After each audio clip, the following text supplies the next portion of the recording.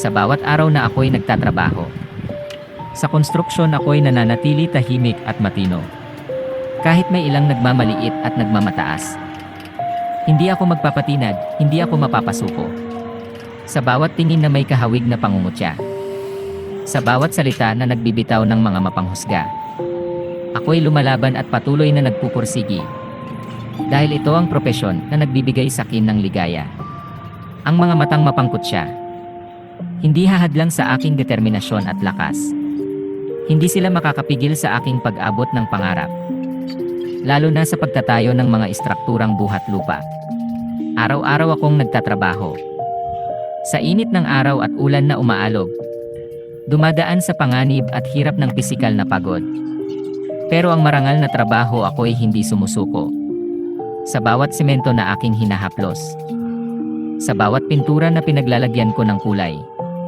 Ang aking pagmamahal sa industriya ay lumalago. At hindi mababawasan ng mga mapanlait na mata. Buhay construction, may mga mapangkutya man. Tayo ay mga bayani ng pagpapatayo ng mundo. Sa bawat istruktura na ating inililunsad. Tayo ang nagtataguyod sa mga pangarap at simbolo. Kaya't sa mga matang mapangkutya. Salamat sa inyong pagbatikos at pagdududa. Dahil sa inyo ay mas nagiging matatag at matapang. At patuloy naming ipagmamalaki ang aming buhay construction. Ako'y mason, nagtatayo ng mga pangarap. Kahit ang mundo'y tila naglilingkod sa duda. Bawat bato na inilalatag ko, may mga titig na mapanglaw. Ngunit hindi ako nagpapatinag. Tumitibay sa bawat hamon ng kapalaran. Sinasalamin ng mga matang mapanghusga. Ang paghihirap at pagsisikap ko. Ngunit hindi nila alam. Ang ganda ng bawat struktura na nagtatayo ako. Sa bawat paso, sa bawat tugma. Ako'y matatag at walang takot. Ginagawa ko ang aking tungkulin. Kahit pinagmamasdan ang bawat gawin ko. Hindi ko hinahayaan ang mga matang mapanghusga. Ang mga ito'y hamon sa aking pagiging mason.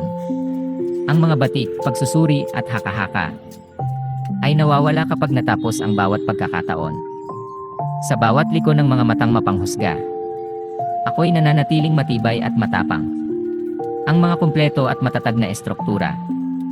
Ang patunay ng aking galing at dangal. Kaya't sa mga matang mapanghusga, salamat sa inyong pagsubaybay at pagtupad ng inyong papel. Ako'y patuloy na tatayo, na may paninindigan, respeto, at tapang sa puso't isipan. Ako'y mason, hindi sumusuko sa mga hamon. Sa mundong puno ng mga mapanghusga at pagdududa. Inaalay ko ang aking mga gawain. Sa pag-unlad at pag-asa ng ating bayan. Maging bato man ako sa tingin ng iba. Ika'y tayong mga mason, mga bayani sa gusali. Ang ating paglilingkod at pagsasakripisyo. Ang tunay na nagbibigay buhay sa mga pangarap at tahanan. Sa alakad tayo ng may pag-asa at pagbubunyag. Ating ipagmalaki ang mga matang mapanghusga.